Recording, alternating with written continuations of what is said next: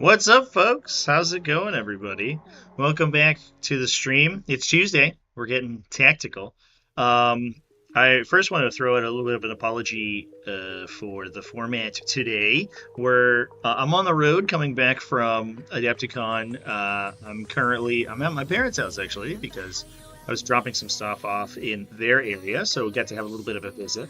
So I apologize. I don't have all my cool streaming gear with me. We're actually just on my laptop with my laptop microphone, so it might not be the nicest sounding Tactical Tuesday of all time. If I do sound too loud or I can adjust the microphone, let me know. But otherwise, that's what we got going on. I'm a one monitor operation today, which is a little bit of an interesting place to be. But this weekend was one of the largest events of the year, at least the most high-profile events of the year. So I would be remiss if we were not talking about it. It is a little crunchy. All right, let me tone it down a little bit.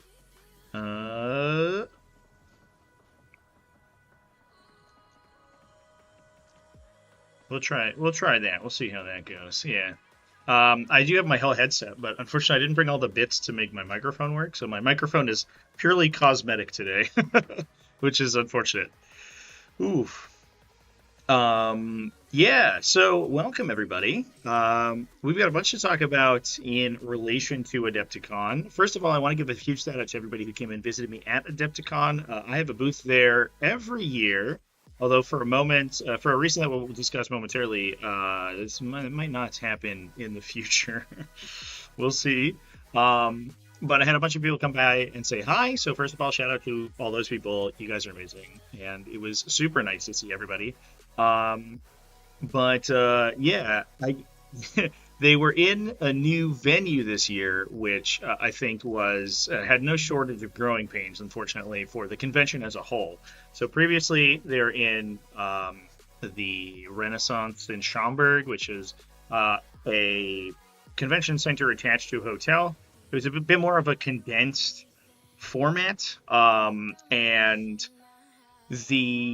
so you were basically within walking distance very easily of every single other game system. The problem was that they had started to outgrow that and had to move to multiple hotels. We had some other convention centers in the Schaumburg area that were running additional sort of addendum events, which was a problem because then you had to shuttle players around. That said, the kind of core Adepticon experience had been in that hotel for a really long time, and it was a really nice setup because there was a big sort of intermingling of game systems. It was really like it hosts events for basically every miniatures game, essentially. And the cool thing was that a lot of them were in either adjacent halls or were in the same hall, and there's like kind of a cross-contamination between gaming cultures.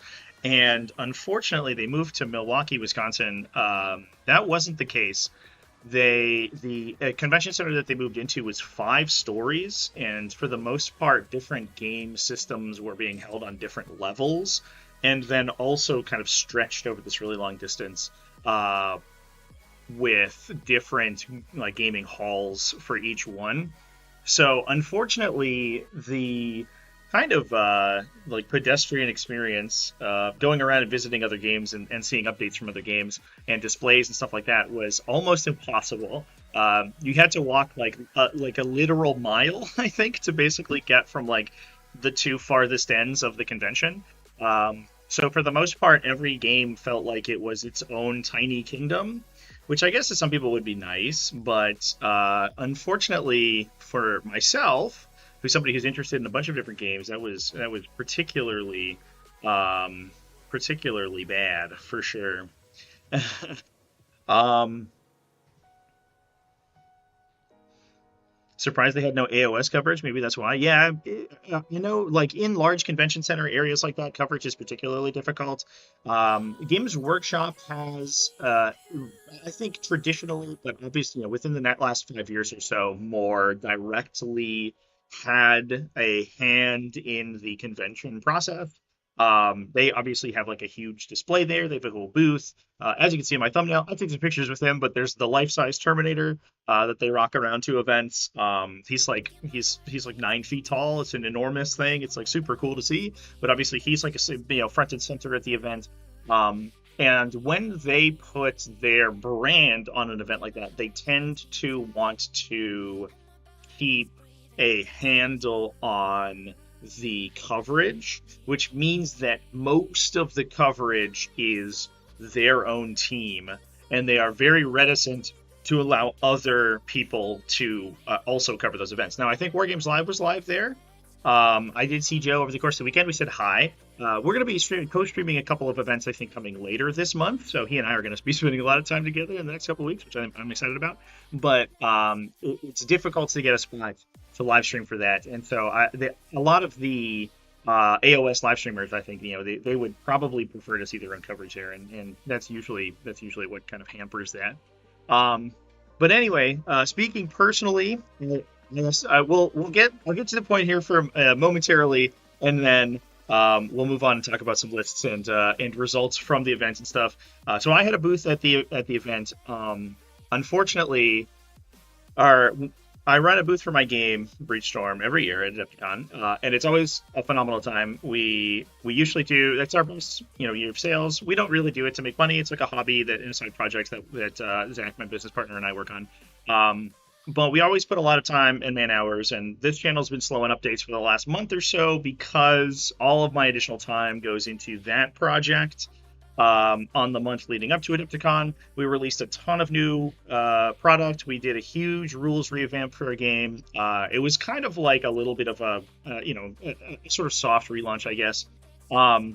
So we put a ton of time and effort into this event every year, and usually we get, because we've been there for like 7 years or something, we typically get a spot outside the vendor hall, kind of centrally located, which is usually pretty effective for us.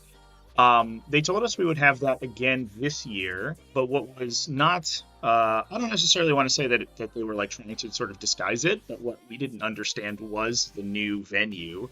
And so this multi-level, this multi-tier kind of venue structure was really deleterious to anyone who wasn't in that vendor space.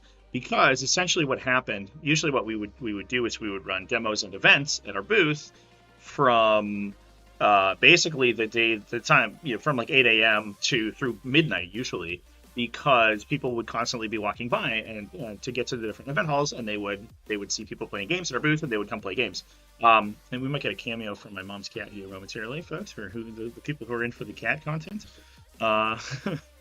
She gonna come say hi? No, she's running away. All right, fair enough. That might happen later. But the issue is that maybe. What's up, baby? All right. Oh, come say hi to the chat. This is Lilac. She's actually Inky's sister, but she is a little bit a little bit less of a cutie pie. She's a little more shy, but she's very cute. And she likes a limited amount of human attention every day. Here she goes. You gonna sit down? Did I sell 1 million Inkies? No, Inky's not for sale. Get out of here. Well, I will do like an Inky, like a sticker for sure.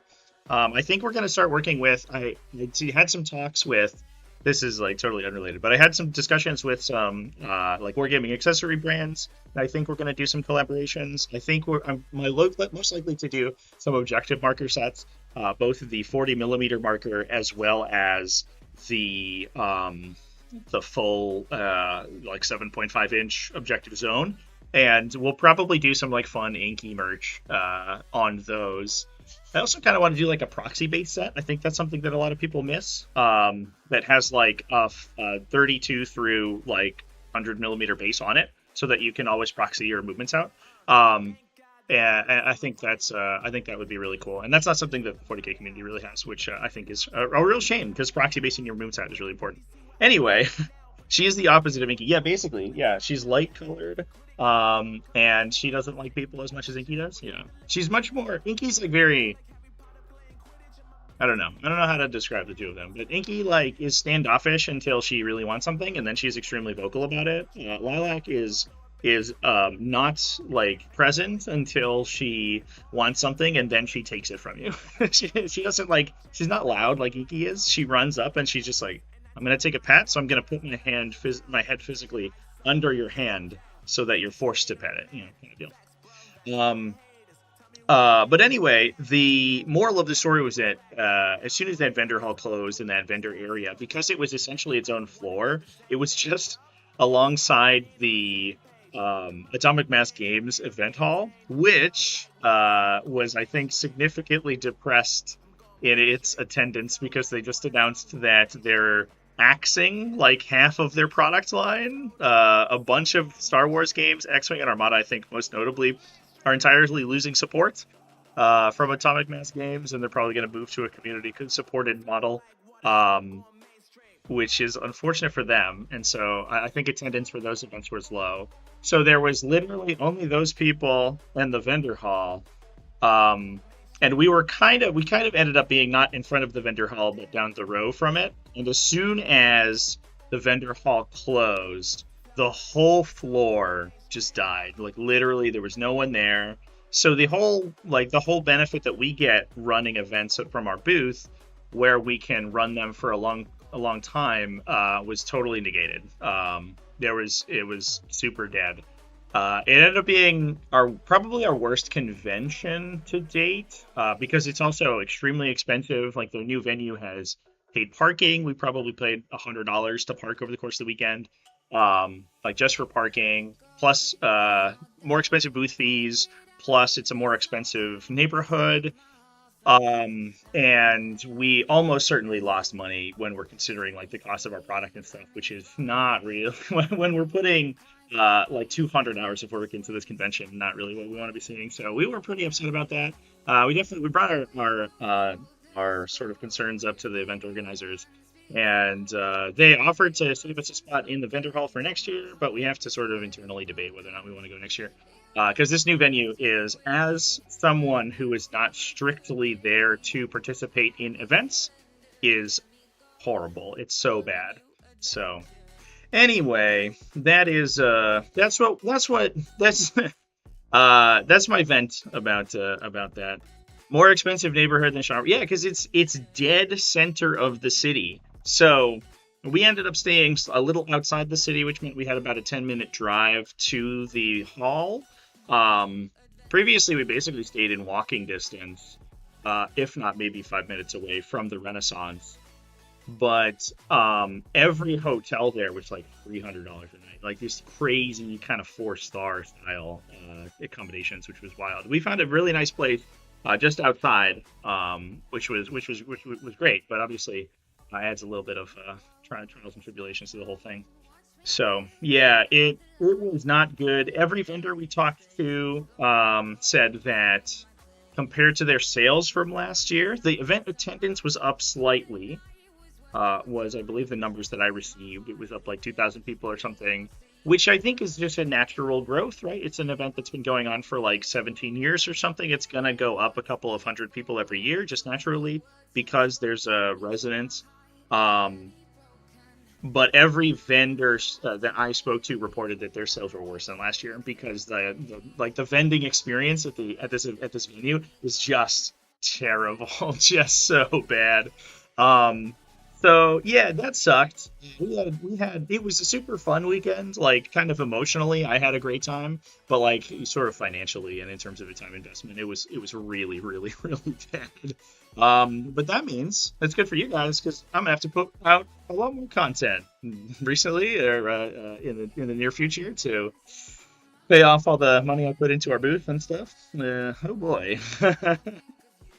Anyway, chats, that's we're gonna stop talking about it. We're gonna stop harping negatively, and let's talk about the event itself. So, the 40k championships is one of the larger events of the year. It's a super major size event, 307 players, but despite what kind of Games Workshop would want you to believe, right, that it's one of the most premier events competitively in 40k. And they do put a lot of weight behind the Adepticon Championships, right? Their coverage team goes out to cover it. They talk about it on Warhammer Community. They at this point they supply, I believe that they supply USO terrain for the championship event. Previously, Adepticon had its own terrain system back in like 8th and early 9th edition, which was a little bit of a disaster. It was unfortunately really sparse. And a lot of people didn't really see the event as being that competitive. But for the most part, the Adepticon itself puts its emphasis on the doubles event, which is a similarly sized event. I think they had 260 players, but that's two players on one table playing two players on a different table. And it's much more casual. It has soft scores and kind of like sportsmanship and team spirit and presentation scores involved. Now the reason that is relevant is because of the format that they use for this event. The schedule, I should say, not necessarily the format. It's just Brian X's. But the schedule is that they talked about it here, somewhere in here. But you play 4-round days. You play 4 rounds on Thursday and 4 rounds on Friday. So it's not even a weekend event. And even though it plays 9 rounds, it ends up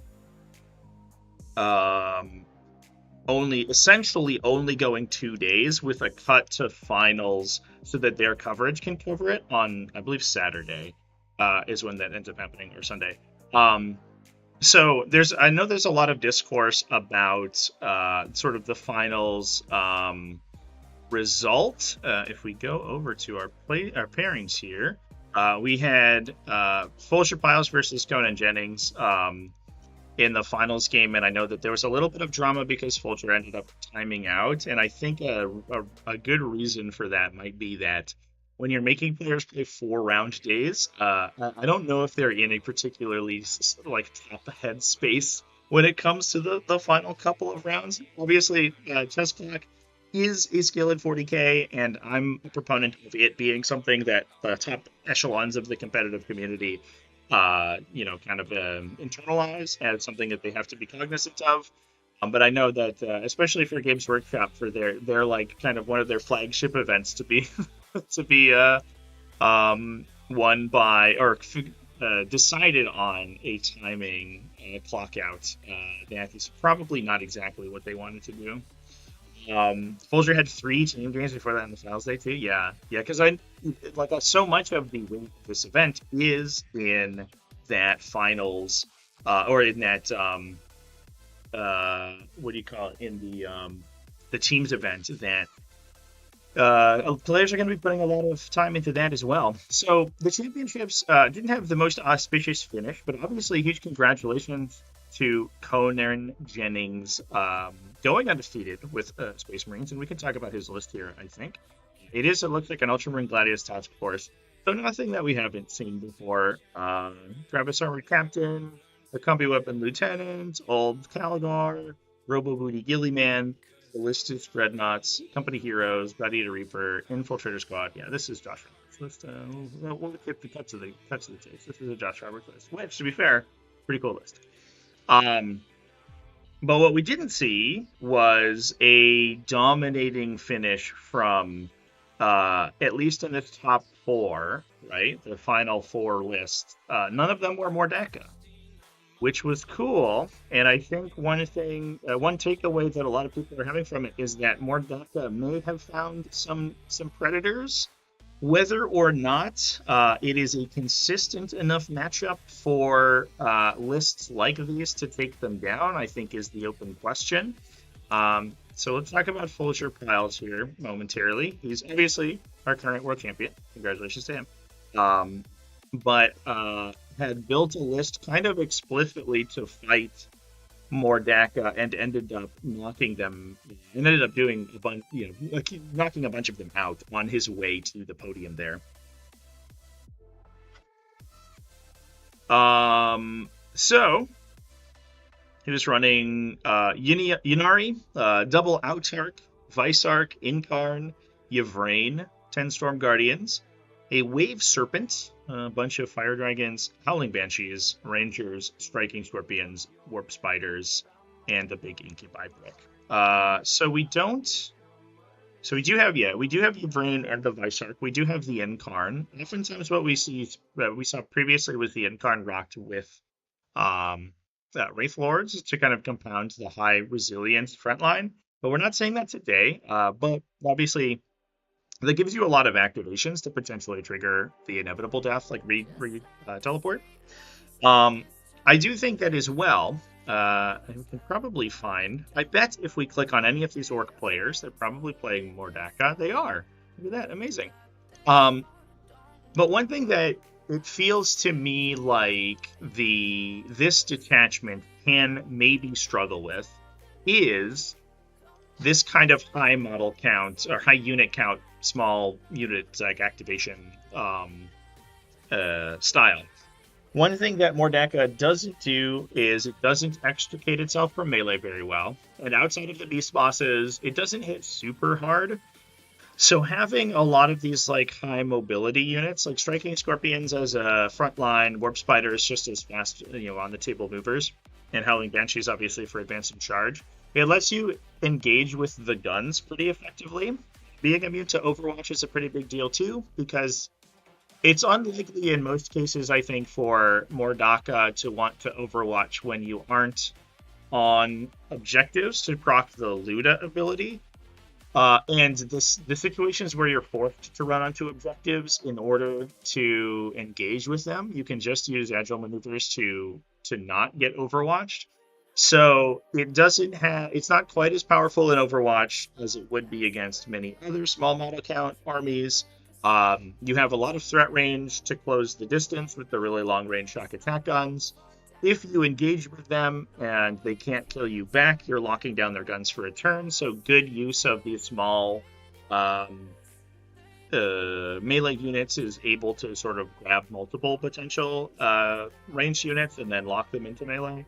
And I think most importantly, as long as you don't have any huge bricks, we have the Incarn, who's only one model, and we have like the Wave Serpent, I guess, which is delivering probably Fire Dragons and or Howling Banshees. There's nothing for these big, huge Luda shock attack gun bricks to kind of prey on. What you want to be doing is like plopping +1 AP, stripping cover, and then dumping all of these full rerolling attacks into something big that you can just punch out. And the Ludas trade so heavily up into most situations that it's really difficult to play something like the Space Marine list, where you have like basically 5 vehicles and then utility and characters. Because a shock attack has a not unreasonable chance to just 1v1 a vehicle and blow it up. And there's not really, like, you have no recourse against that, right? So in this case, you could take an entire Luda squad. You're not overwatching people typically. and then you have to take that full activation to kill maybe 5 Aspect Warriors, right? Because that's all that the Eldar player is going to give you if they're in the a good situation. And then killing that 5 Aspect Warriors usually will just give the Ynnari player more movement. So this does feel like a matchup that is certainly keyed to tap into Mordaka, and it makes sense to me that this would be a style of army that is successful in that matchup. In fact, most of the matchups that I've seen that have been able to beat it relatively consistently have been kind of high unit count. A bunch of 5 model units running around. Nothing for the Mordaka list to sink its teeth into, if that makes sense.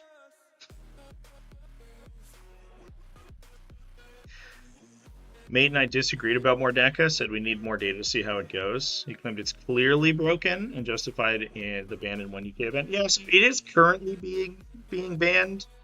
I think it comes down to a question of philosophy. I think, in my opinion, it is above the curve, and I don't think that's like a hot take or anything. I think it's pretty clear that it's better than mostly everything else in the game.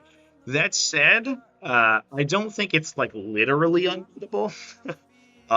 There were cases where like post like Genestealer Cult nerf, I think, in real early Index 10th edition, like Aeldari was almost literally unbeatable, right? Like most armies had no chance, right? And I don't think we're in the same situation here with Mordaka. There is some clear counterplay, but the question is whether you are comfortable with that, right? And whether, like, a lot of people sort of have used the fact that Aeldari were super duper good to justify, like, to justify not banning Mordaka. Like, well, we survived Aeldari, we can survive Mordaka, but we kind of, like, lived with Aeldari until they got nerfed, and this feels like a little bit of a similar situation, if with the caveat that some armies can beat it. So, I think it depends on where you fall. I don't really, like, at this stage, because we're going on 3 weeks into it, I think what we are we're getting to the point where I think that it's pretty clear, at least in my opinion, that it is too good. If you're okay with that, I think that's fine. If you would rather not play 40k or you'd rather ban it in your events, I also think that's fine. So, who remembers when the community went bananas when Germany went to Eldar? Yeah, well, the reason, and I made a video on that, right, when it came out. The reason that was very silly was that we had, like, literally only a preview article, right? We had, I think the Mutatorum had not yet been released. We had the index, if I remember, but we had no other information. And they were already banning it. And that feels like way too much. At this stage, right, we're a couple weeks in, and we're in a metagame that has been, or we're in an edition that has been played for a really long time. I think it's much more reasonable. But, like, it's the equivalent of, like, DW releasing, like, a new game. Like, they release, like, I don't know, like Battlefleet Gothic or something, and people are like, oh, we should ban Eldar Battlefleet Gothic, right? Like, we haven't played the game yet. We don't know if it's broken. Obviously, it was broken, and they ended up being correct, and it was probably the call. But at the time, we didn't know that. It was like when Votann like, they also banned Votann, and that ended up being kind of a nothing burger because it got nerfed, like, early. Yeah. Nothing as bad as 5th edition Grey Knights. I would say I think Aeldari, 10th edition Aeldari was probably on par, if not better, than 5th edition Grey Knights, in my opinion. I wasn't really competitively keyed in at that stage, but I'll make that a hot take.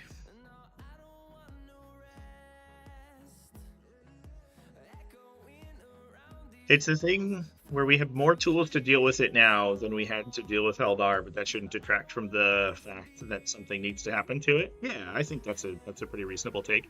and I don't even know if it's necessarily like the case that we have more tools or more expertise. I don't think it's a hot take to say that Mordaka is not as good as Index Eldar. I think if you put Release Eldar into a Mordaka army now, the Mordaka army would be tabled in 2 turns. Like it's not even particularly close in my opinion. So, you know, I don't really like begrudge anyone who says they want to ban it right now. I personally don't believe in banning stuff. I think that we should play the game as the game was intended, and if the game's bad, then like maybe we take a break. But you know, until obviously they come around and fix it. I don't like it when the community kind of like fractures over stuff like this. I think that sets a really bad precedent. But I think it's totally fair if you don't want your events to be run over by orcs.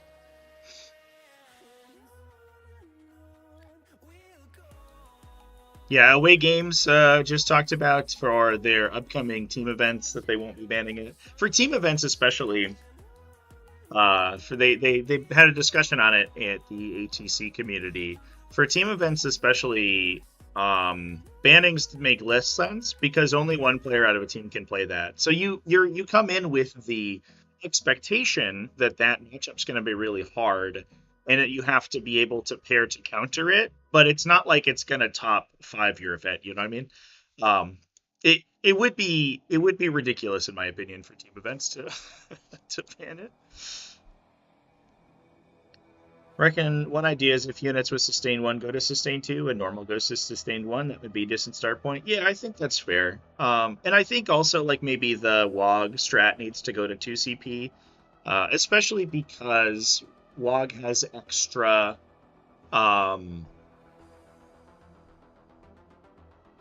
abilities in that detachment specifically, right? So it's not like you're doing in Warhorde, right? We're gonna do a WOG for a CP or something because like you want to get into melee and it's all about melee. This also gives you buffs on your guns, so it's like, did we need this to be 1 CP? I don't know. I also saw some other really interesting suggestions. Someone said sustain 2 could be reserved for walkers, so it is the walker focused detachment, like specifically Dread Mob, although it sounds funny, can be like more mech focused, and this is explicitly walkers, and then other stuff gets sustained 1. That's another one I saw. I also saw you flipped the abilities. You get assault all the time, sort of a la Firestorm Assault Force, but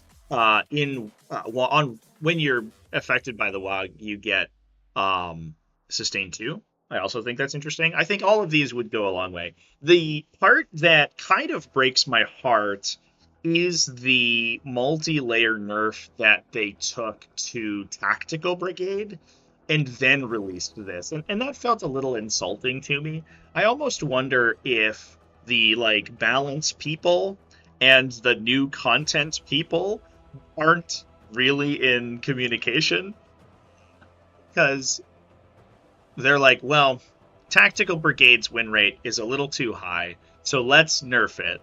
And on the same time, someone is developing an almost identical but strictly better detachment. So we're like, why did we even print Tactical Brigade in the first place? You know what I mean?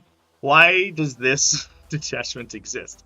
And I would like to see more DACA brought in line, but maybe we alleviate some of the nerfs that Tactical Brigade took.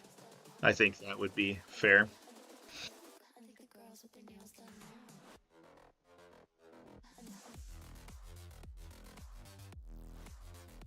Alright, anyway, Chance, we should talk about some of the other events that went X1 at this big giant super major. I think would be fun. We'll probably not talk about more DACA because I think that that's gotten its discussion. So we all know it's good. We all know it's being played. Let's talk about some freaking Genestealer Cults, man. Robin Roberts going X1 with Genestealer Cults. 7-1, made the top cut to top 5. So just to, or top 32, I should say. So just to clarify, they played 4 games, and then took a top cut to the top 32, and those players qualified for like the championship. That they then played another 5 rounds of elimination games. Why didn't I make it to Adepticon? I did. That's what we. That's what I spent the first like 20 minutes of the stream talking about.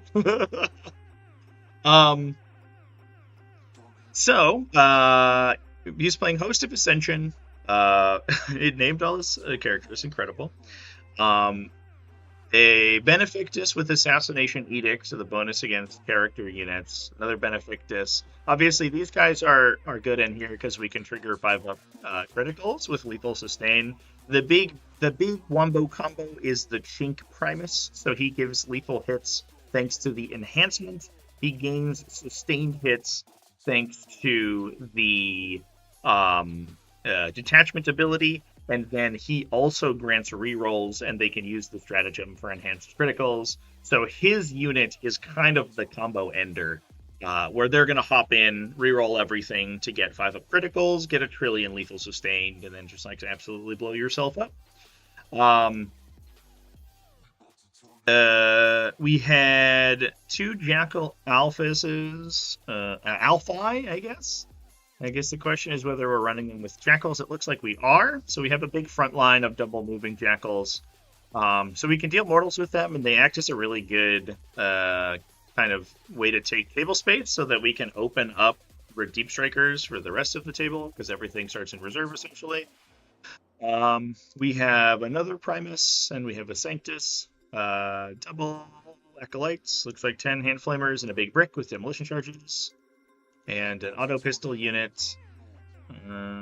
Neophyte hybrids. 1, 2, 3. 3 20-mans at a 10. We do have a laser cannon Achilles Ridge Runner squad. So one with a heavy mortar. You don't need survey auger on these guys because they you'll get ignore cover when you jump out of Deep Strike anyway. So they're just doing their mortar stuff, and then 2 mining laser varieties. Looks like 2 10-man Adelan Jackals for the Primuses to go in. He gives them a shoot and scoot, and they scout 9, I think, really far. So they can push up really pretty significantly, like move, shoot, move again. They move. I guess it's I think it's something like 27 on the first turn to try to move block you into your deployment zone, and that gives you plus they're doing mortal wounds, plus they're shooting with their guns.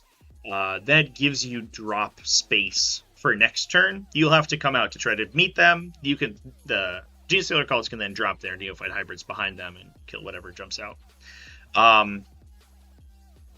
Yeah, I wasn't live there. I go to Adepticon every year to run a booth. The discussion we were having earlier is that the new venue that Adepticon was like really, really toxic to vendors, in my opinion, and we ended up like losing a ton of money. So it was not a good year, unfortunately.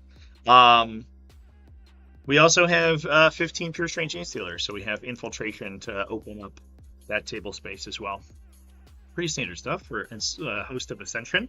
I know some people wanted to see Chaos Demons get some discussion, so we're definitely going to do that momentarily here. Scintillating Legion in the top spot. Really? Whoa. Top 4 with Scintillating? That's rad. I guess Kairos Fateweaver being a little more consistent CP generation is maybe a big change for that detachment for sure. So yeah, the vendor space was I won't like talk about it too much because I already discussed it at the start. So if you scroll back to the beginning, like we'll talk about it. But the vendor space was essentially its own floor. So the only people who were exposed to it were people specifically going there to go to vend, right? Like, they were specifically going there to shop. The majority of the other the other like attendees had no reason to go to the vendor floor, whereas in previous years at their old venue, you would walk either by or through the vendor space to get to other events, and that drove like a ton of foot traffic and a lot of interest, and basically we saw like probably half the people this year that we have in previous years. And unlike previous years where we were able to run demos and events past when the vendor hall closed, because we had a booth just outside, we were able to do that. But as soon as the vendor hall closed, the whole floor cleared out. Literally everyone left. So we lost like 6 hours a day of like vending time, essentially, that we would normally need to kind of like compete with the other booths, because we're like an indie, indie game, like, right? We're not quite as big of a draw as like the Atomic Mass Games booth or something. So we need that extra time, and we didn't get it, and just because of how the floor was laid out. Not to mention the fact that in general, the games being so far estranged from each other kind of sucked. Just in terms of like the community of the event, it was difficult for people to be exposed to other games because each game hall was like separated by, usually in a section of the convention center that was often then separated by floors from the other games. So you would have to walk quite a ways to find anything that wasn't your game space. But anyway, we're talking about Scintillating Legion here. Yeah, we are. It is Zinj for sure. Yeah, we'll see if it. It's Breachstorm. I think I have an exclamation point Breachstorm.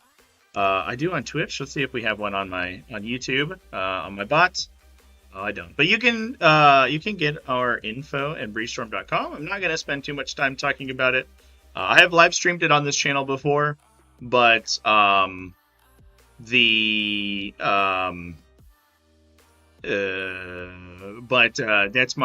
my sort of personal project. That's we're a little tiny. I guess we can go to the thing real quick. We're a little tiny sort of indie miniatures game, a little skirmish game, which is neat. That's what I was there showcasing, and obviously I saw a lot of people who came to say hi to me, which I appreciate. But this is like my side project that we mostly do for fun. Anyway, let's talk about Scintillating Legion, because this is wild. We've got a Demon Prince, so the stealth guy, Improbable Shield, which I believe just protects you against mortal wounds. I think that's the anti-mortal wound, feel no pain. Good for devastating matchups, I guess. A Flux Master with Inescapable Eye, so he can generate additional Flux tokens. Kairos Fate Weaver, so he gets CP. And Lord of Change with Puppeteer, so he can actually use his gun without being dead. Plus the Changeling. We've got 10 blue horrors, 10 pink horrors, a Nurgling unit. Important to open up sort of table space. The blue horrors do infiltrate naturally, which is something that both I and a lot of other people forget. But that means we have 2 separate infiltrating units in order to give us a lot of forward operation. A pink horror squad. We may be putting the Flux Master inside to hop them around the table, but they can also just act normally, and we can use the up down to redeploy them into annoying spots. Plague Bearer unit for the OBSEC. A Burning Chariot and triple Soul Grinders. Huh. The Soul Grinders, I do believe, will get all the benefits from the stratagems. So we can do things like +2 strength and +1 AP them to make their ranged attacks actually useful. And they do have like the big anti-tank gun when they get assigned to Zinj. Let me grab their data sheet real quick here. Maybe not. Maybe I can't. Maybe Wahapedia is gonna be a jerk.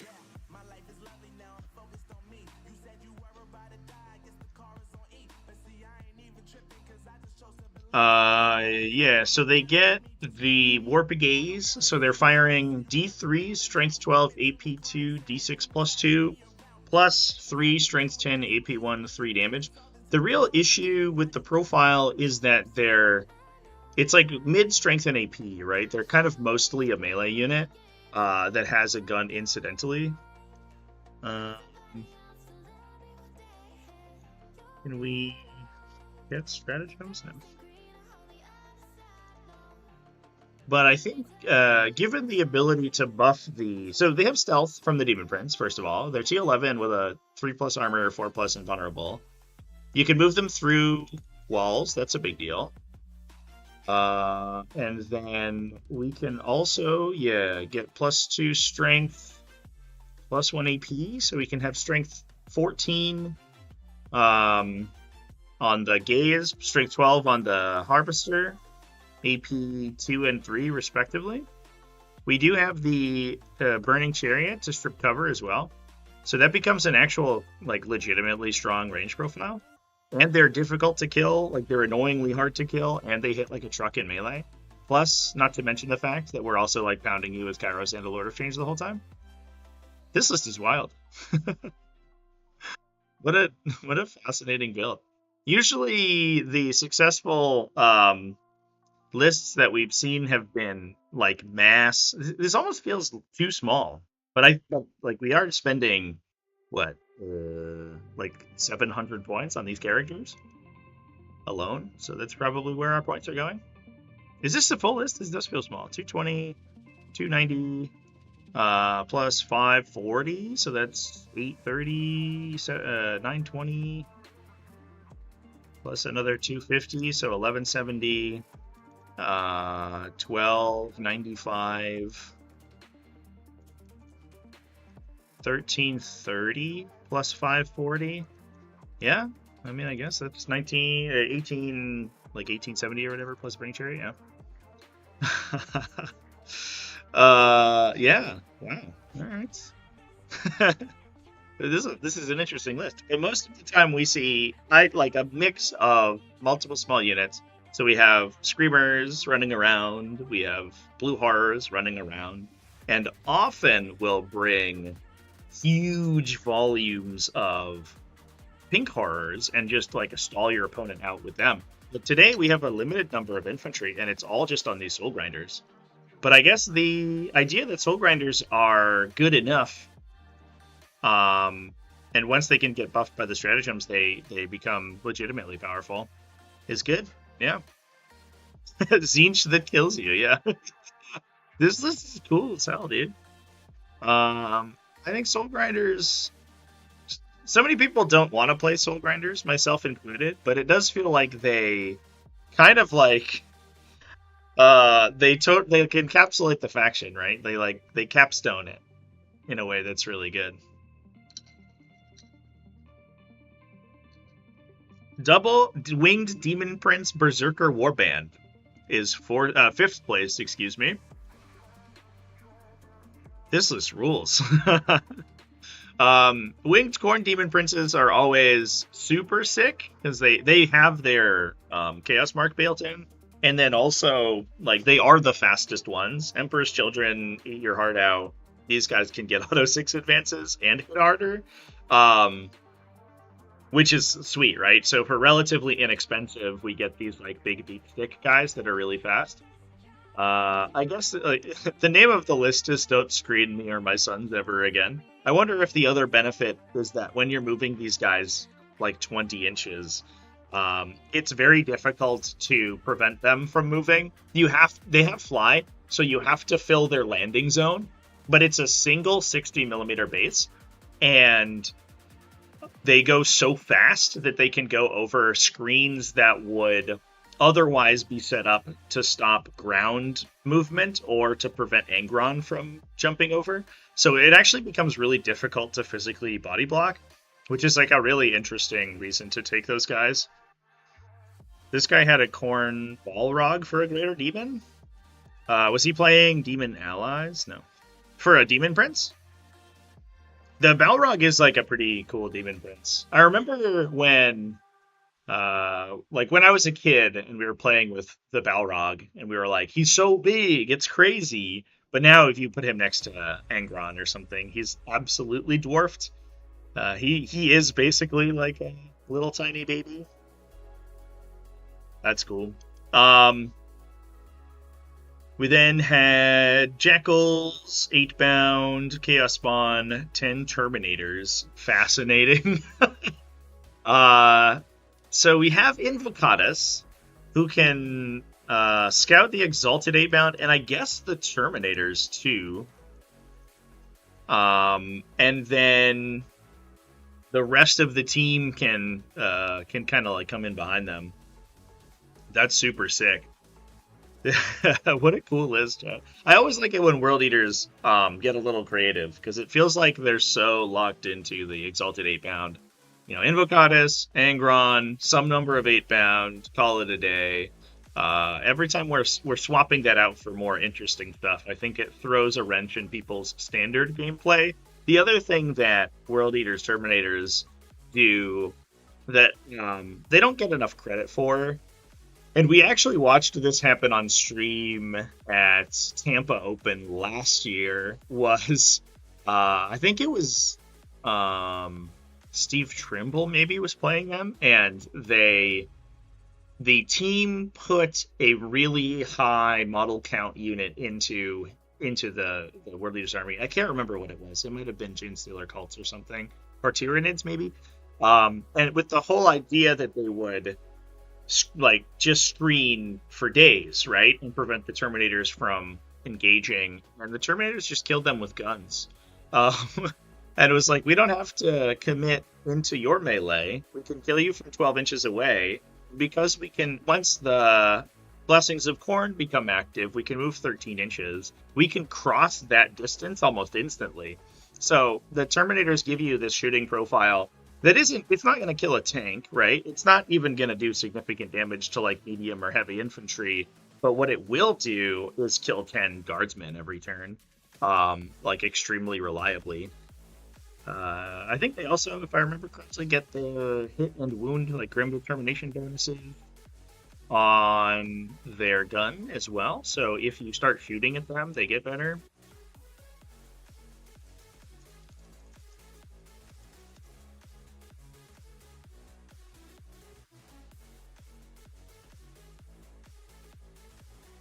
Yeah, make it any attack.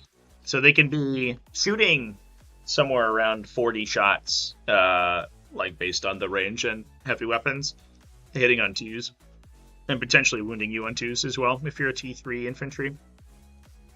That's always cool. It's always nice to see guns in World Eaters, because it feels like it gives them such a big bonus. More Chaos Demons. It's really the Chaos Demon show. I talked about this on Tactical Tuesday, or no, on Best Armies in 40k last week, I think. But I'm a little bit concerned that orcs are kind of keeping Chaos Demons down a little bit. And if Chaos Demons are left unchecked, I'm a little worried that they're kind of like the Predator, like hiding underneath the water. Once the water level lowers a little bit, because the other really strong stuff gets nerfed, Demons, I think, are right there to like win everything. This list is what? Logan Schmidt over here running Be'lakor, triple Bloodthirster Scarbrand, double Skull Cannon, triple Beast of Nurgle. I love this list. What the fuck? It's Demonic Incursion, so they don't have baked in Advance and Charge. But we can 6-inch deep strike them, and we can nesting all them. So the like Scarbrand having baked in advance and charge, plus he's protected by Be'lakor, right? So you can't shoot at him early. He'll cross the distance really quickly because his average movement is around like 13-ish or 14 inches. That projects a shadow aura for Khorne, and you can just drop 2 Bloodthirsters off of where he is, and all 3 can charge, and you haven't spent any CP. So like, it's really hard not to get alpha struck by this list. The open question is how you clear screens. I guess it's the Skull Cannons? Like, are we trying to shoot, like, we're doing the shooting game plan with Be'lakor and Skull Cannons, where he can like carry them around and make them unshootable, and they can clear your utility early, maybe, because he also will kill a bunch of infantry with his gun too. But if you can't clear little stuff, the Bloodthirsters will just get stuck on them, and it gets really tough. They have a really awkward profile at actually killing, like, sort of like 10 dudes. Sometimes they just forget how and they fail. And obviously, if they can't kill them, they can't deep strike in. They can get move blocked. It all kind of falls apart. But seems like we were finding a way. Somebody bought a Manta to an Apocalypse game. That was sick. That's sick. 4,000 points of Tau aircraft. I am surprised that you own all that, but that's rad. Get 40k in chat. What's up, dude? We just talked about World Eaters. We just talked about a sweet World Eaters list with a bunch of Demon Princes in it. It was top 5 here at Adepticon. Nick Keever, who we've signed in the past, rocking Legion of Excess. Looks like he's moved over to Shadow Legion. Running Bellicor, Fade to Darkness, Bloodthirster. I think you kind of got to run that dude if you're playing Shadow Legion. It's just, put Fade to Darkness on the guy who hits the hardest in melee, and it's a Bloodthirster. Shocker. We talked at the beginning about getting Q with it, like doing it on Skull Crushers or Skull Masters or like Rendmasters or Bloodmasters, all the little guys. Nah, it's just on a Bloodthirster for sure. 2 Exalted Flamers, 2 units of 3 Flamers for them to hang out with. Gives them Assault, which is neat. You also get a little bit of movement control out of those guys too.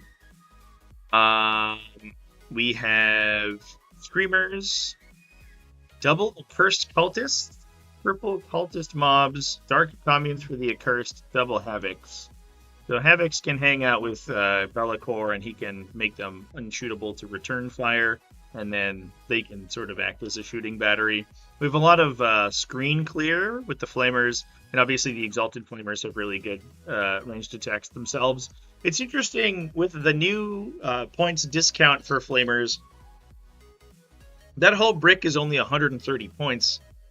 And if you can't obviously clear all the 3 regular Flamers, they can start to regenerate themselves. But the Exalted Flamer is probably a higher output than an additional 3 regular Flamers, even though he makes it easier to knock the unit down to low model counts.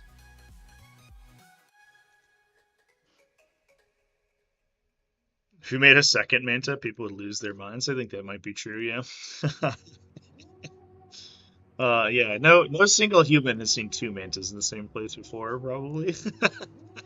It's wild. Alright, we're gonna skip Orcs because they're stupid.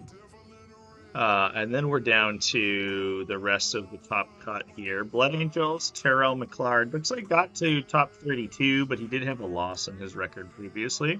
But is running Blood Angels, which is neat. I get another cat cameo here, chat, in a sec, if she wants to come visit.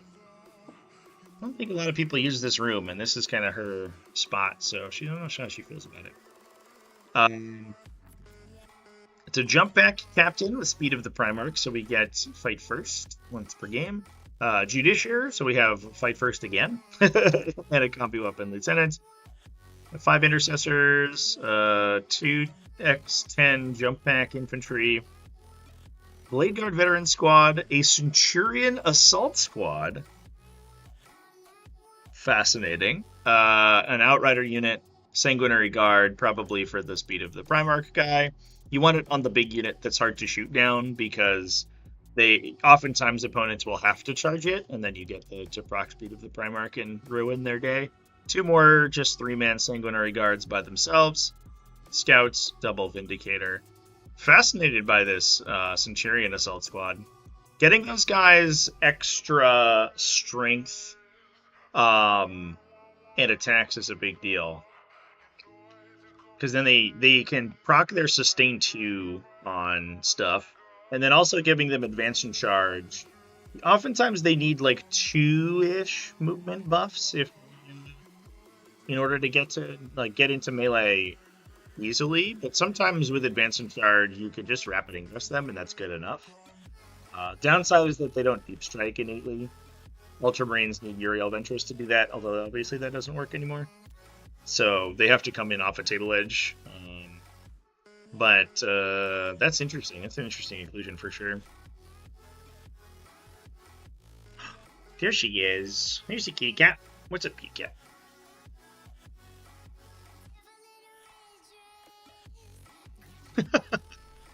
All right.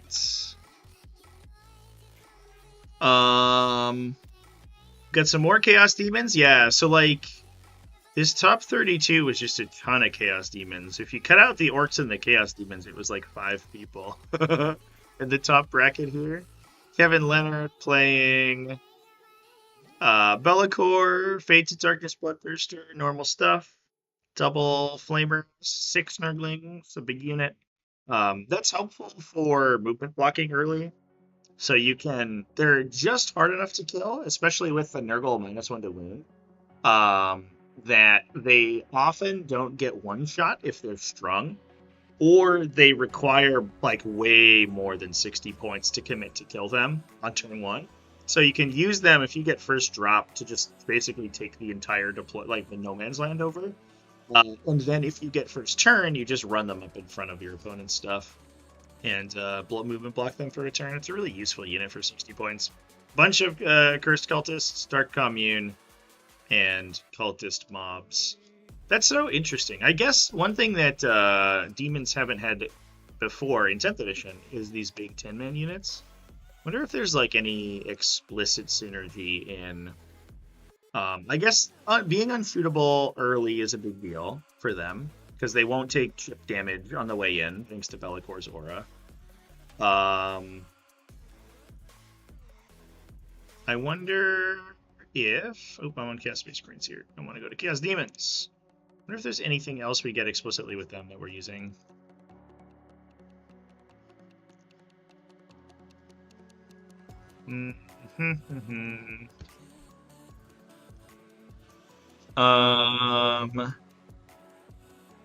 We can give them Lance, which is good, and we can do additional regeneration, I guess, although I don't know how often that is going to be useful. No new detachment custodies made the cut? That's a great question. It doesn't look like it. Looks like top custodies was 20 with 3 and 2. It was Solar Spearhead.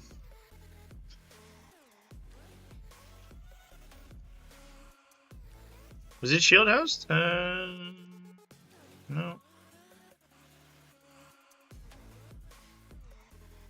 Looks like Solar Spearhead, chat. Unless I'm missing something here. 70th place, Annihilation Legion. Whoa, hell yeah. Hell yeah, dude. That's rad.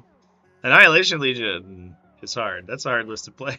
So, kudos to you, buddy. That's awesome. Yeah, take a peek at some Grey Knights, top 16. We used to be a Psychic army. How about that new Dread Knight model, though, chat? Looks a lot nicer than the current one that they released. I guess if we wanted to, after we're done talking about lists, we can talk about the new previews momentarily. 3 Nemesis Grandmasters. It's a Warpbane Taskforce, obviously. Double Strike Squads, double Interceptor Squads, triple Nemesis Dread Knight. The Interceptors obviously have lost their big combo with Purgation Squads. The benefit, obviously, was that they could... well, I guess it's less that they lost their combo with Purgation Squads, and it's more that Purgation Squads went back into the bin as a totally worthless unit. I'll be honest, chat, I don't know why the datasheet exists still. It's, I guess because it was around from the beginning, but man, it feels like Games Workshop wants for them to be bad as hard as they want. They've never wanted anything more than for Purgation squads to be unplayable, because every time someone finds a way to play them, they get nerfed, which is wild, because they aren't even that good. Like, it doesn't make sense to me. But previously, you could like draw line of sight to a unit with interceptors, mark it for the Purgators, shoot the interceptors last, pull them behind cover, and you would get indirect fire for a turn. They're still useful for doing actions, and they can still like flip an objective and then leave the objective to extend your Hallowed Ground aura for that phase, which is helpful. But they obviously aren't quite as useful in that whole combo as they were. Plus, it looks like we have another 3 Nemesis Dread Knights and 2 5-man Purifier squads. It is 6 5-man Grey Knight units, which is a lot, plus 6 Dread Knights. So we are just, we're cutting the fat, and we're down to almost as many regular units of men as we can take in this army, while still taking 6 Nemesis Dread Knights. Yeah, pretty straightforward. Pretty simple stuff. A little bit of Chaos Knights action from Tyler Principio. Traitoris Lance with Wardog Stalker, Brigands times 4. Low on the Brigade count. 1 Executioner. 4 Carnivores. Ooh, and a bunch of allied units. Beasts of Nurgle, Nurglings, Plague Bearers, Rotigus. That's curious. Obviously, that lets you... You have Aura of Terror already, but it gives you access to multiple instances of OBSEC. So, if we're able to steal multiple objectives, we can push even farther forward with the Chaos Knights, and we have less of an incentive to babysit. The 6 Nurglings, obviously, is good. The good for the reasons that I discussed, and then Rotigus at 250. Now that he has a Feel No Pain baked in, so he essentially has like gained like 4 wounds in these lists where he's not taking any buffs from Great Unclean Ones. He's significantly more resilient to like big impacts. And you can take him by himself more often, which is neat. This list is cool. Plus, like, he makes your Nurglings 2 damage. It's like unironically kind of spooky. Because they throw, 24 attacks at you? So they hand you, like, I don't know, usually 4 or 5 saves. If your save isn't that great, they can be like, I don't know, here's like 8 damage or something. Cute. That's cute. Joshua Falk with Marines. Ultramarine Stormlance. I will say, it says Ultramarine Stormlance at the top here, but I read that as, well, what are you playing? Stormlance. Watching buffed up Nurglings take down a Scorpic load this weekend. That's what I'm talking about, dude. The Nurglings are also more resilient now, too, because they're not against Scorpic lords, like, specifically, but a lot of stuff that wasn't -1 to hit them now is.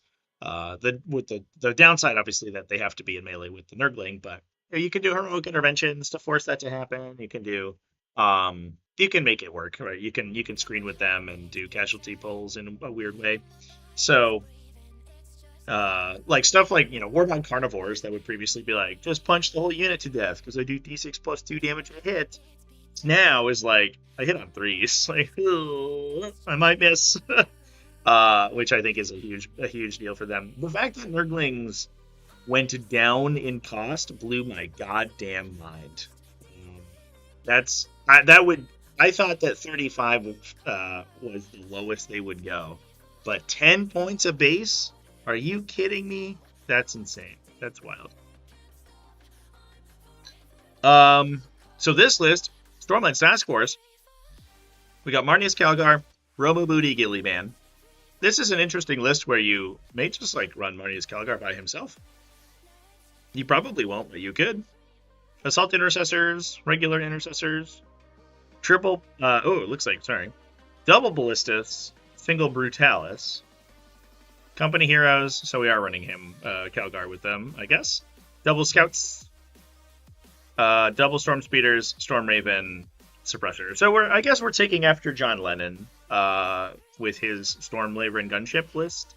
We aren't running any mounted, and we aren't running Assault Centurions, but we are taking the -1 to hit wound damage saving throw or AP characteristic Storm Raven gunship, who's just a dingus to kill.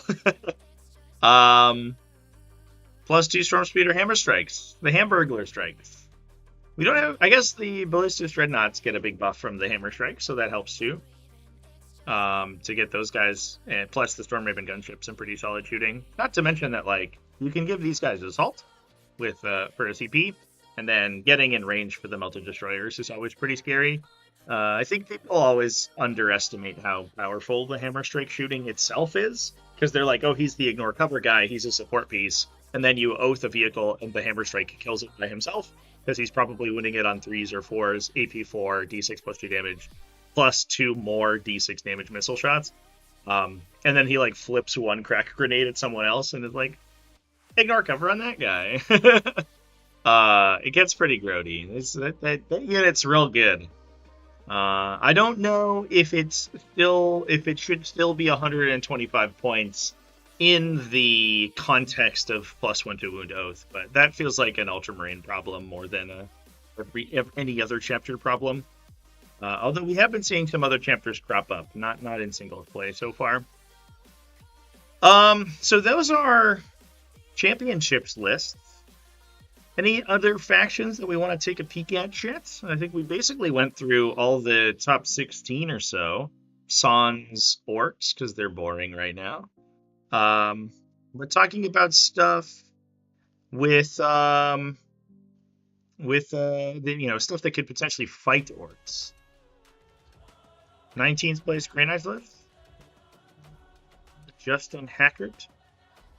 Can I build a major winning list around 3 barbed tire duels? I think literally I can't. Not because I don't think you could build a list that can win, but because basically no major would let you play barbed tire duels, I think is the issue. So I'm gonna go with no. Justin Hackert running Warpbane Taskforce with a Brotherhood champion. Ooh, it's Foot Warpbane Taskforce. We're not taking every Dread Knight forever.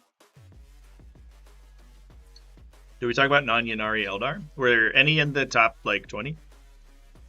We can take a peek, I guess, after this. Castellan Crow, Kaldor Drago. We have Brotherhood Terminators, Double Strikes, Triple Razorback. Interceptors ×3, excuse me. Purifiers ×10. Purifiers 2x5. Plus double servitors. We doing anything with the servitors? No, they're just guys. Fair enough. Fascinating. So who are we putting in these Razorbacks? It's probably Strikes, and I guess like you would probably assign a champion to Strikes, and then you could put another thing in them, and you don't have to worry about Scout because you already lost it. But then you get at least one. Or I guess you can only put Strikes in, right? If it's 5 strikes in a character, that's the whole transport capacity because they're small. So it would be probably Strikes in 1, so you get a Scouting 1. Champion in 1, and then you trade them out for interceptors. The purifiers are also good because they have the extra ranged attack too, so getting an extra instance of wound rerolls is good, but the interceptors can constantly disembark and re-embark, so you get 20 full reroll Stormbolter shots pretty consistently, which is really cute. I imagine that's what we're doing after round 2. Are Blood Chargers banned because they're too good? Yes, of course. No, it's their legend right now. So, essentially no, I won't say literally, but essentially no competitive event will let you take Legends units. And the ones that do tend to be really fairly small.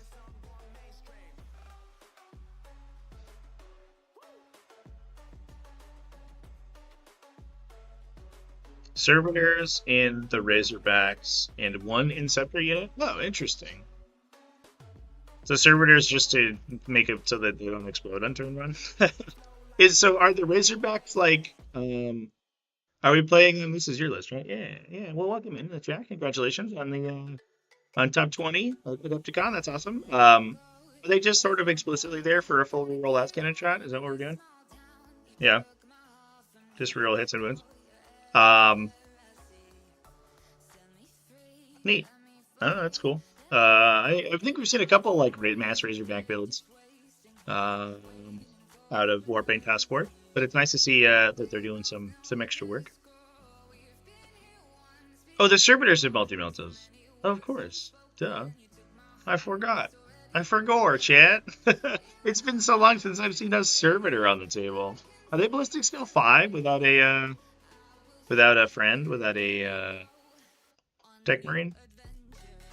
But it's like 5 full rerolls, like maybe fine. Oh, it's a 4. Well, that's pretty good.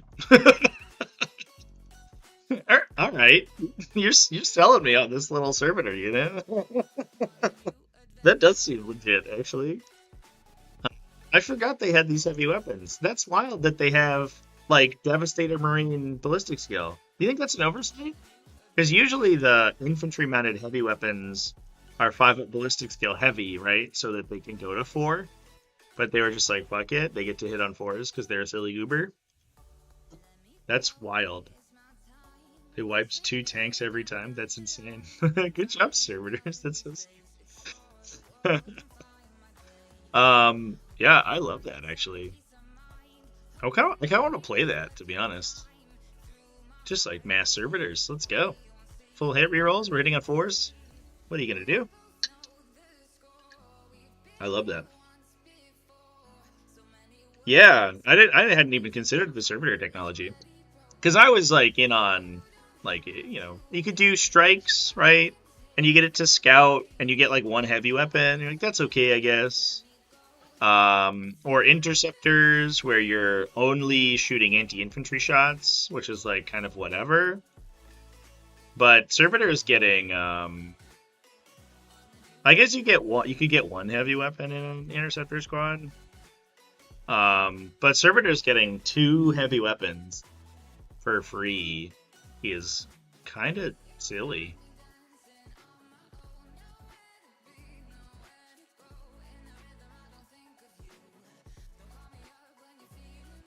Feel weird taking Drago with just 5 Determinators. Yeah, you don't really need more than that, though, for the most part. It's not a list where you're trying, like, Teleport Assault, or Teleport Strike Force, I think is a little different, because you want to play Drago and like, be a dickhead with him, and then trigger mists off of them, or at least force your opponent into a situation where they have to go for really low, probability plays if they don't like get around mists of Deimos in any way. But it's much more of a hammer blow, right? If he drops in, he 6-inch charges, he burns it, like, he blows somebody up and takes an objective, and then like maybe he'll redeploy the next turn. But you're not using him for his like ability to survive for a really long time. Yeah, the Mists of Deimos is like the whole deal. For sure.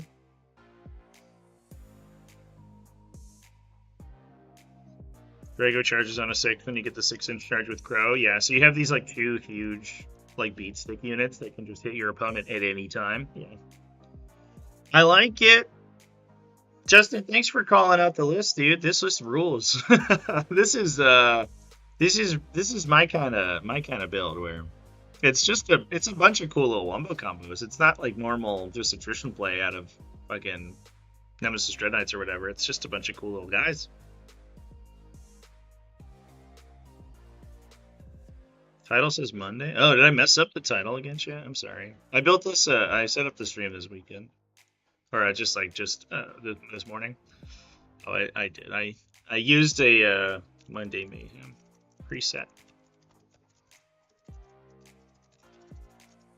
There, I fixed it. I fix. Screw Nemesis Dread Knight spam, yeah, for sure. For sure.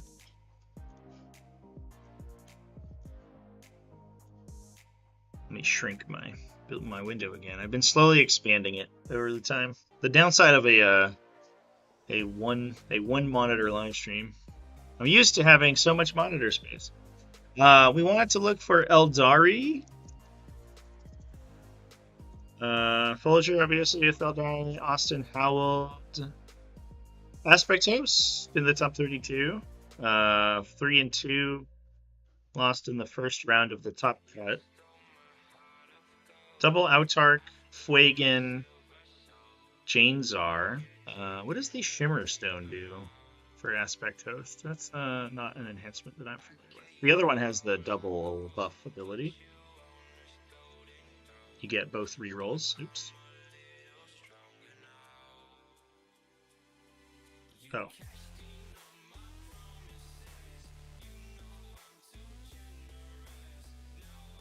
Ranged attacks are -1 to wound them. That's a pretty good enhancement, to be honest. It's only 15 points. Nice. He's got a fusion gun too, so he might be playing a 10-man Fire Dragon team.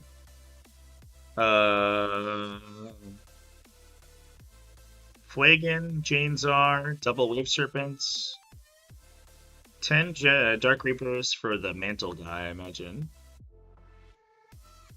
2x5 Dark Reapers, 20 Fire Dragons, 20 Howling Banshees, Rangers, 10 of those.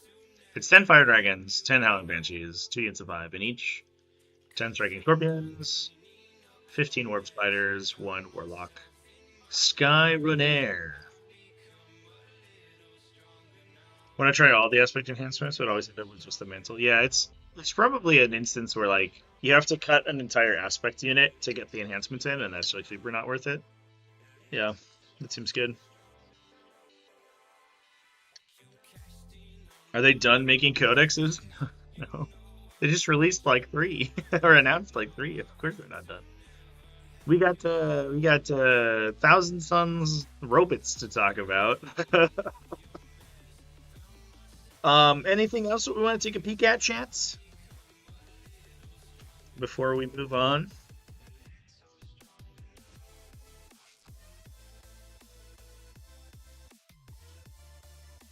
T-Bones is a Granite player, only owned 3 Dread Knights. Hell yeah. But now we can get those new ones.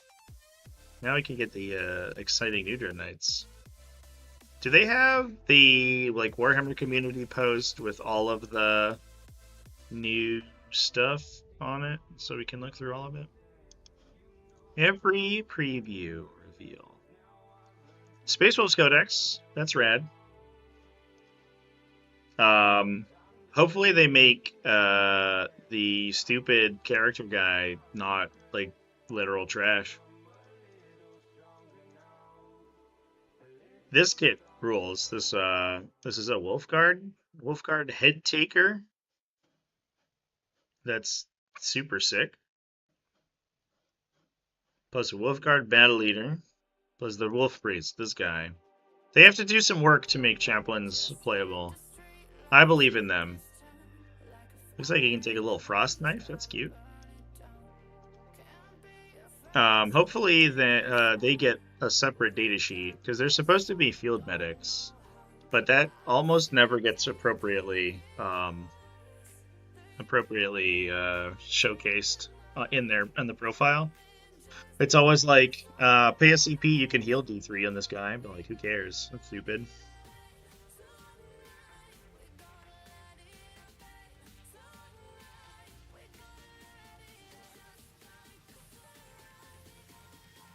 Any interesting April Fools? Oh no, I closed the window. Why did I do that? Warhammer Community had an April Fools, actually. A couple of my friends thought it was legit for a sec, which kind of made me laugh. Where? It was this guy. You can buy the Warhammer Tactical Rock. Give me this girl's number, by the way. Jesus. A life-size hero base. How much do you think a life-size Tactical Rock from Games Workshop would be? Like $400? $500? And a reassuring 30 kilograms. You'll never have to worry about your Tactical Rock being nudged out of place accidentally. And your base size is clearly delineated. That is cute. Yeah, the title was wrong because it was April 1st. Just kidding, it's not Tuesday at all. Or it's not Monday at all, it's Tuesday. Got him. Maybe I just subconsciously thought it was Monday because I did just spend the last 18 hours in the car. I was a little tired boy today. Where did our preview article thing go?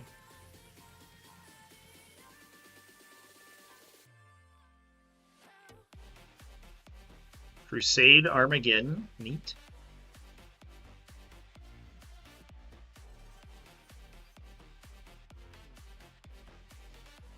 And new codex with a new Nemesis Dread Knight, always good.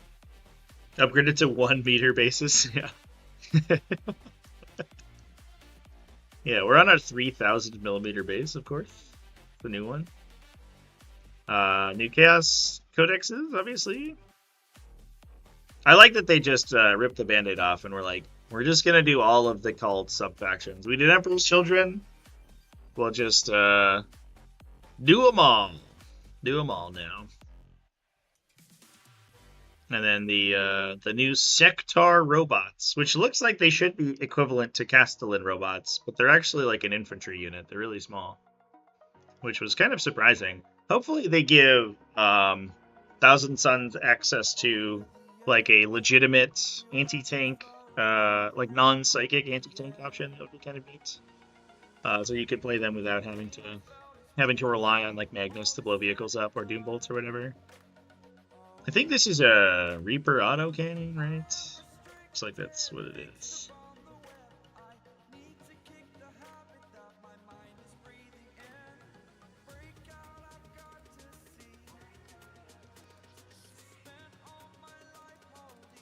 Cool cover art too. Look at that. Look at that. Gorgeous. Absolutely gorgeous. New chapter approved, which I think we were kind of expecting. We are going on a year of Pariah Nexus, I think, within the next couple of months. And to be honest with you, chat, I could not be more excited. Pariah Nexus has wore out its welcome like a month in. As someone who was a huge stan of Leviathan gameplay, Pariah Nexus was so much worse. They have an asymmetric war variety. That's neat.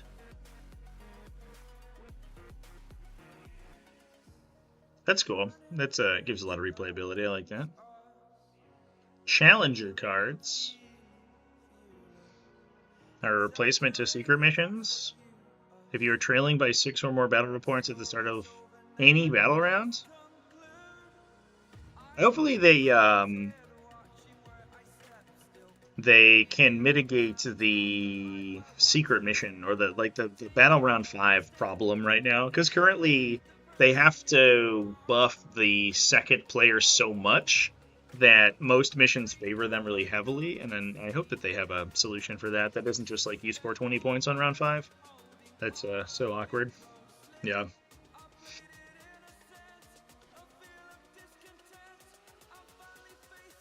See what those new challenger cards have. So if you're trailing by 6 victory points, you can choose to use it. Is there a downside? Did they talk about that? And a challenger mission to untake on top of primary secondary. You can only choose one. But here's the question, right? So it's 8 any battle round. So let's say you draw dead on secondary's top 1, right? You scored 3. Your opponent draws like Secure and Extend Battle Lines or whatever. The God draw. You're like Containment, Extend Battle Lines. And you windmill slam that down. They like windmill slam that, and now you are losing. You just battle round 2 onwards, just get a stratagem, a free stratagem. I imagine that it's limited. But then let's say you draw, you're going first, and you score top of 2, 10 primary, and you god draw secondaries. So you score 20 points, top 2, and your opponent only scores 10. Now they're down, and they can also challenge? Is that how that works? This mechanic seems pretty wild. Maybe it's like a little bit of an offset for the tacticals being so random. Yeah, do they discard? Ooh.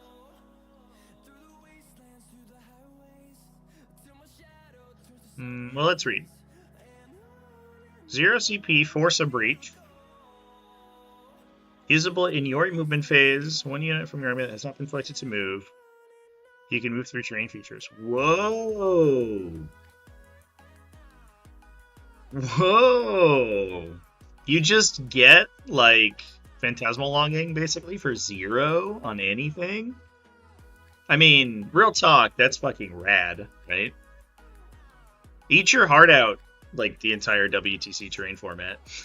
Guys, we're trying to stop people from playing tanks, and they're like, well, if at any point I'm down by 6, that tank's going through that building. Just so we're clear, he's gonna come get you. Like, that's rad. For the whole game, maybe? I don't know. Secure extraction zone is an action. 1 unit from your army not within your deployment zone and wholly within 9 or more of 1 or more table edges. It completes immediately. You score 3 VP. Jesus. And that's on top of primary and secondary. That must be a one-time score, right? There's no way they get that for free.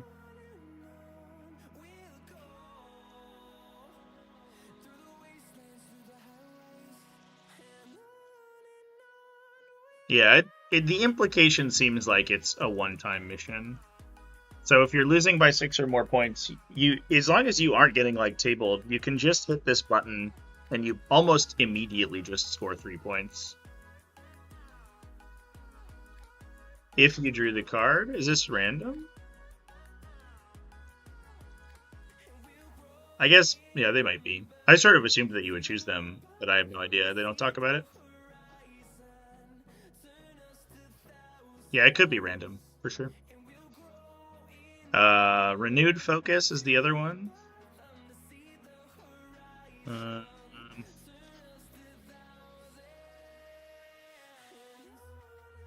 Usable in your shooting phase or your fight phase. 1 unit from your army gets to reroll a hit roll and a wound roll of 1. Alternatively, in your shooting phase, you can perform an action if you're not more than 15 inches, or if you are more than 15 inches away from all other units in your army. That's actually really difficult. You score 3 VP.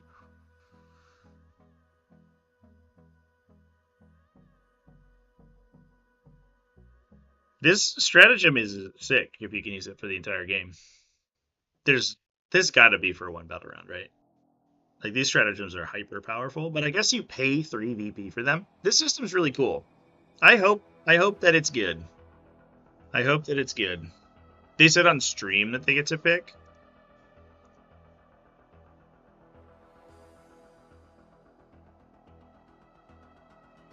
Well, no, you choose one, but you choose one off the card you draw. The question is whether or not the card is chosen.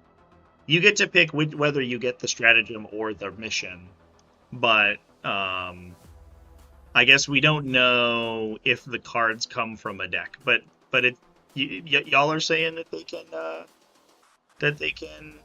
they said you can choose the card. If so, that's crazy strong. Although I imagine that it's not repeatable, right? Like there's no way. I don't know. You get to choose a card. That's how they talked about it? Okay. Yeah, I mean that feels reasonable. If you're like some of these, right? Like we'll see what all the cards are, but like this one is like my infantry's I'm playing a melee infantry army. You can go through walls. Cool, man. I guess I won't pick that. So it makes sense to me that these would be selectable. But here's the other question: can you get multiple in a game? Um, I have to imagine that you can do multiple challenges, but you can only do one at a time, and you only get it once. I imagine that that's how it works. Um, they said you can choose or draw a card, which is weird. Yeah, that's classic GW though, right? Like you are allowed to determine randomly. I mean, yeah, I could also always determine my choice randomly.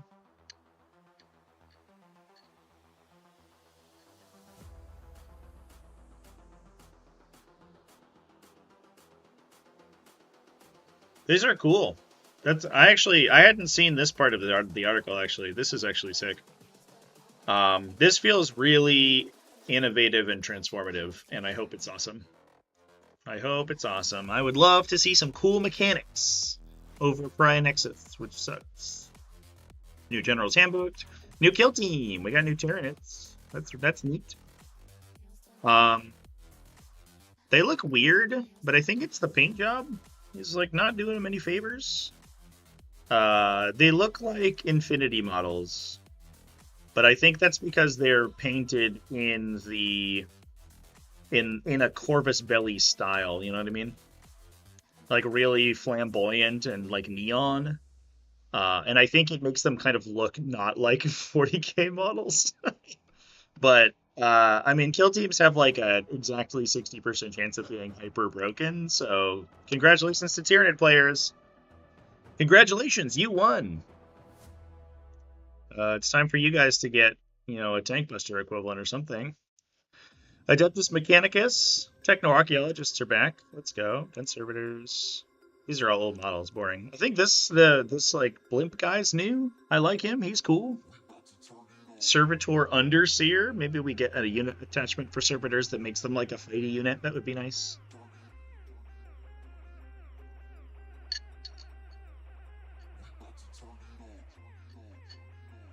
Yeah, the demon thing was like wild.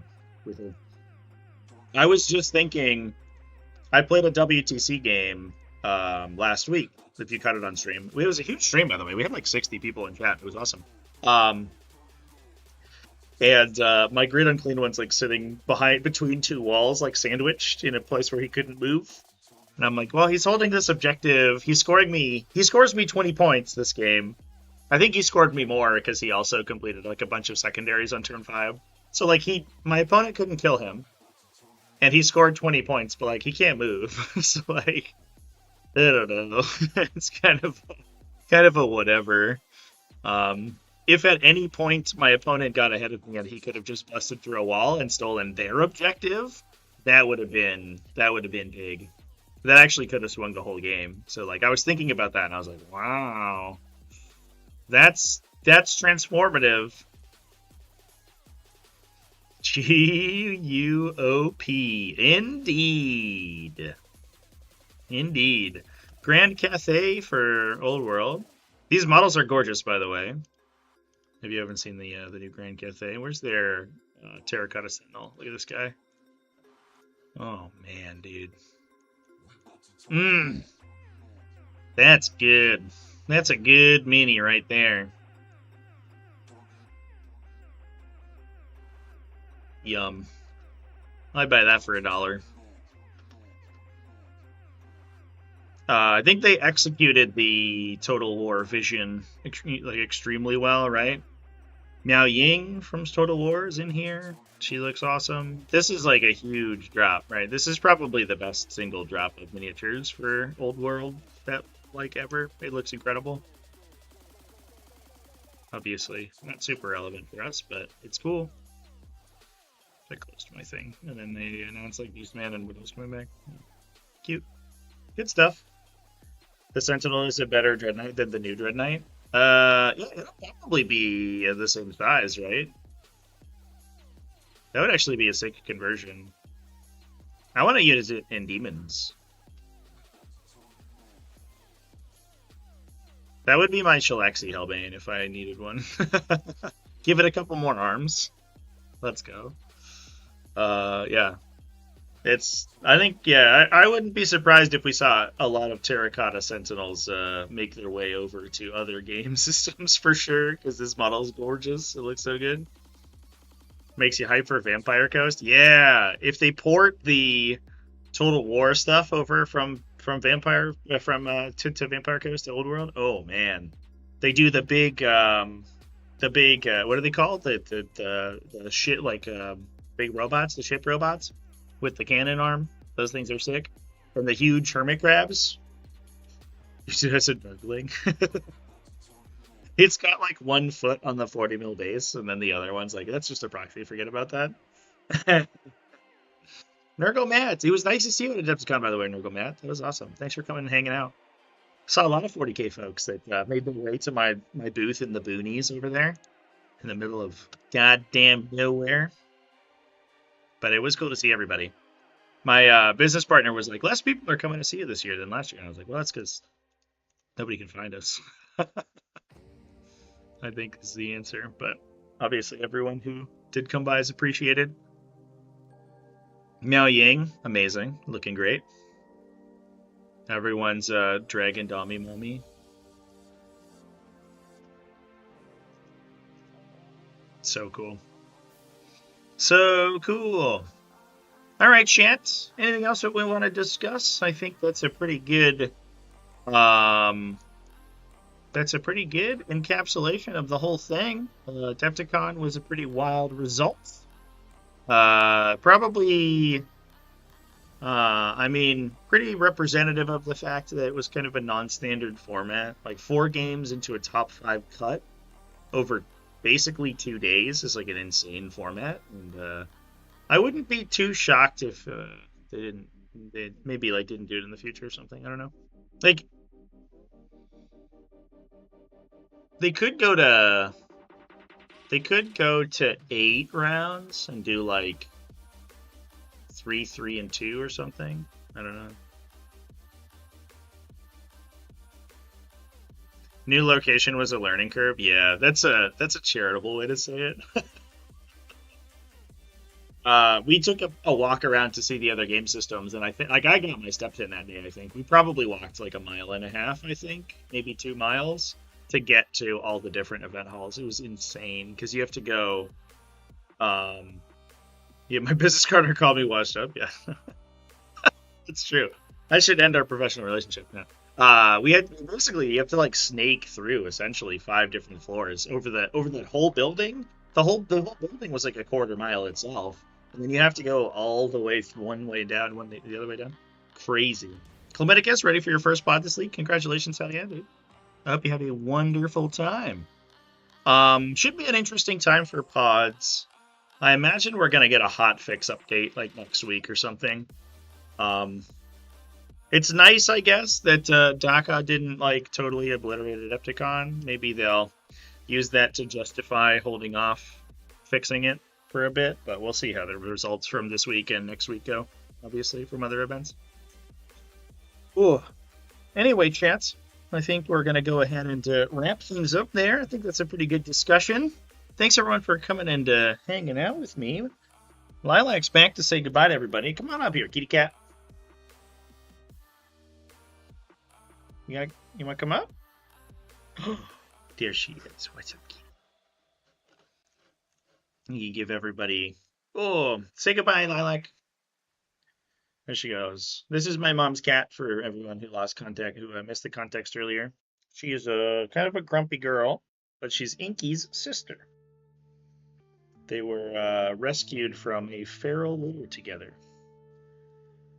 So they were born out in the wilds. You would never know it looking at Inky, because Inky is a big fat house cat now, but Lilac's a little more feral for sure. Anyway, folks, gonna enter 4 pods, make a mad dash to win with current Space Wolves. Yeah, that's fair enough. I want to get in, so I have a crazy month of streaming planned. Nothing this weekend. We get a weekend off a little bit, but then I have like 4 or 5 back-to-back events. So we're going to have a lot of streaming on this channel over the next couple of weeks. I also kind of want to, like, low-key want to make a push to be a little bit more competitive. I had kind of personal, in my personal life, right, I moved studios, which was probably about a month worth of, kind of work between, like, packing up my old place, moving, and then setting up my new place. Everybody knows how moving goes. It takes a lot of time. And I don't know why I faded to black. That was awkward. And so then obviously Adepticon eats like a month of work from me too. So I haven't been quite as live on the channel, but that's going to change. Lots of streaming here, and I think we'll make a big push to kind of like get more competitive in 40k, because I've been a little just kind of on the outside, but I'd like to win some events, So I think that's what's gonna happen. The people loved the short stuff on game recaps for events. We're definitely gonna do more of that. We're definitely gonna do some tactical stuff, and obviously all the regular scheduled shows and things like that. The producer coming off, yeah. I did hear a funny story from Adepticon. So Steamforged Games ran a keynote for War Machine and Hordes, and they announced that they are bringing back their volunteer program, the press gangers. I used to be a press ganger. I loved War Machine Hordes back in the day. They cut it off very abruptly at one point. It was basically the reason that War Machine was successful, I would say, because almost every community outreach person was a press ganger, and they all got basically they got some kickbacks for running demos and running events and all this stuff. The problem was that Wizards of the Coast had a huge class action lawsuit from their judge team, who said, we're doing labor, but you're not paying us. It was a big scare in the industry. A lot of companies had these volunteer programs that they ended up closing down very quickly because they realized they could be class acted against, probably. Steamforged Games just announced that they're going to bring that program back. And apparently, according to some of the people behind the scenes, they were live streaming their keynote, made that announcement at the end, and then it immediately cut off the live stream to take questions. And the first, initially the first question was like, how are you guys going to get around being sued for all your worth by your volunteer community? And I think that the hope is, please don't, but we'll see. We'll see. But yeah, that was an instance of a producer literally cutting off the coverage, which was what they were had whole planned the whole stream schedule around, I guess. But it's just kind of maybe we don't broadcast this stuff quite as much. Yeah. Love it if I did a pod or event that was just all rounds in 1 or 2 days. We used to do those back over quarantine. We used to run 1-day pods. We called them I forget what we called them. We had a name. We used to run rapid fire pods, which were over 1 week. So it was 2 rounds per 2 days per round for 3 rounds. And we used to do 1-dayers, which were just an RTT, and they were super fun. So if enough people are interested in them, I do love doing them. It is it's a whole day, right?